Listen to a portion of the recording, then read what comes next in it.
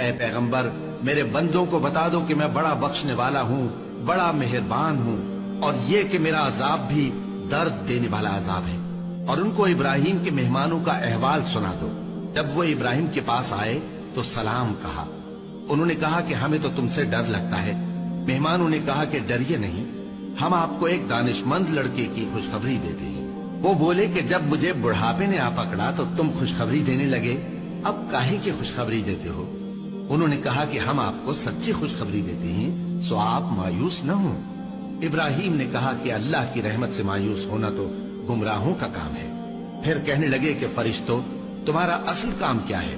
انہوں نے کہا کہ ہم ایک گناہگار قوم کی طرف بھیجے گئے ہیں کہ اس کو عذاب کریں، مگر لوط کے گھر والے کہ ان سب کو ہم بچا لیں گے، البتہ ان کی بیوی کہ اس کے لیے ہم نے ٹھہرا دیا ہے کہ وہ پیچھے رہ جائے گی۔